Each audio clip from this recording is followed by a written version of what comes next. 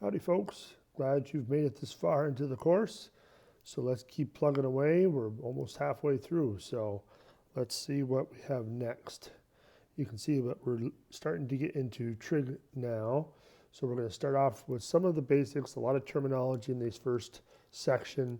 So let's dive right in. So the first thing we're going to be looking at are angles. Now we have an understanding of what angles are, I'm sure, but just to get some of the terminology related to how we're going to be calculating those, let's look at the following. So we have an angle is formed when two rays have a common endpoint or by rotating a ray about its endpoint. So with respect to the coordinate system, we have the following relationship. So that's the key thing here. We're trying to have a baseline for how angles start and how they end. So we're going to use the coordinate system to do that. So on the right here, on the left here, we have an angle of this type is said to be in standard position. So the one thing you'll notice is that we're starting at the origin and we have our ray going off to the right on the positive x-axis. That's always the way we should start our angles. So we would call this side our initial side. And now if we start to rotate it, you can see if we rotate it this way, counterclockwise, and we stop in the second quadrant, now we have our terminal side. And of course, the point that we're rotating it about is called the vertex. So those are the main key ingredients. Now, the direction we rotate it is important as well. So we want to make note of the following. So consequently, we think of obtaining angles by rotating the terminal side about its vertex. Then we get positive angles formed from counterclockwise rotations and negatives angles formed from clockwise rotations. So you can see, since we were rotating it counterclockwise, that would mean it's a positive angle. All right, so now that we know how angles are formed, how do we measure them? So we're going to see a couple of ways to do that. The first one is probably something you're familiar with. So degree measure. So the most common unit of measuring angles is the degree. So formally, 1 degree is 1/360th of a complete revolution. So therefore, with respect to the coordinate system, we have some common angles that you should be familiar with. So a quarter, a half, and 3/4, and then a full revolution. So all those degree measures will be important. So looking at our coordinate system, we see the first quadrant should have angles anywhere from 0 degrees to 90 degrees. And then in quadrant 2, from 90 degrees to 180 degrees. Quadrant 3, 180 to 270. And then in quadrant 4, 270 to 360. Now the angle that they're using in there is kind of hard to see it, but it's actually a Greek letter, and it is equal to theta. So theta is the common variable that they like to use with angles.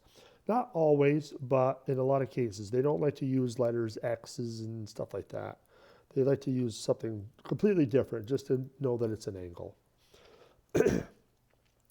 Now, as far as getting a little bit more detailed about how we can describe angles in these different quadrants, looking at the ones in quadrant 1, any angle between 0 and 90, those are going to be called acute angles, and between 90 and 280 are going to be called obtuse angles. Those are the main ones we're really concerned about.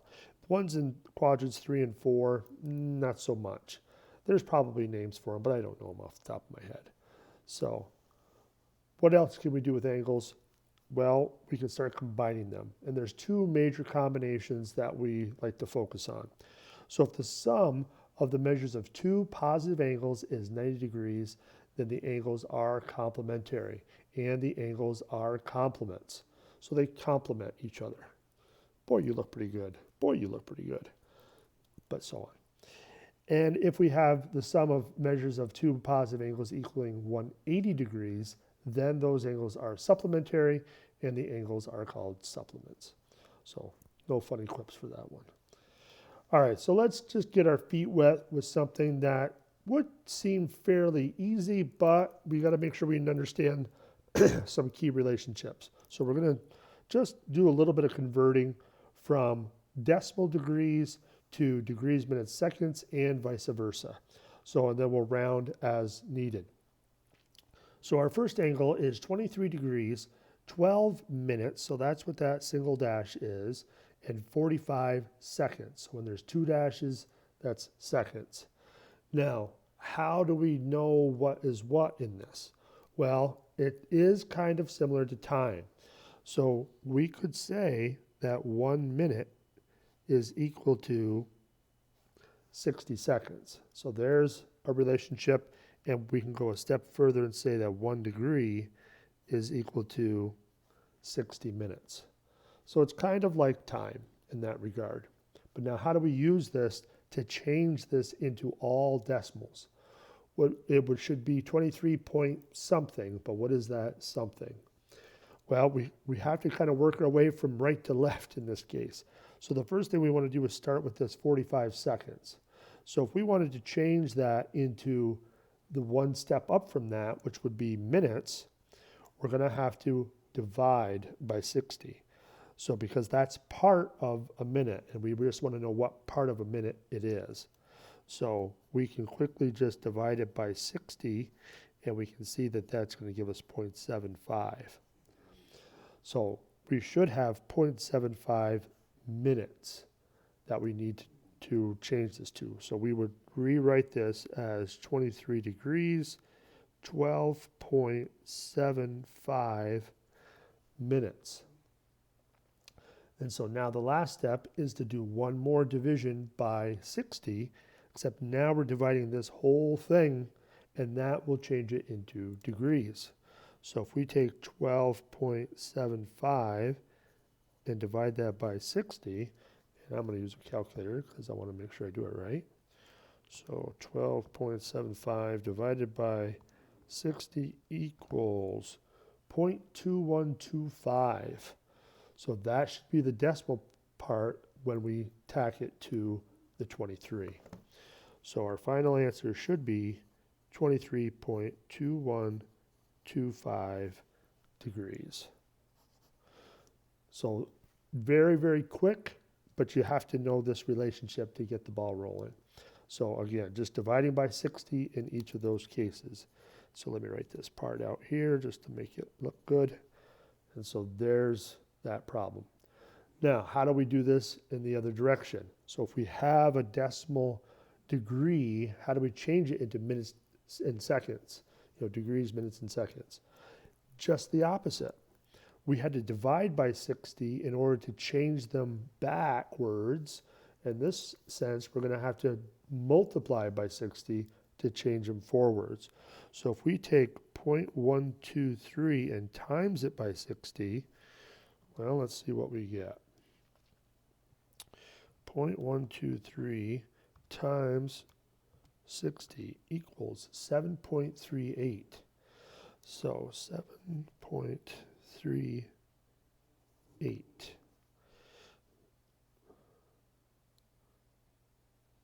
So that should be the number of minutes as a decimal.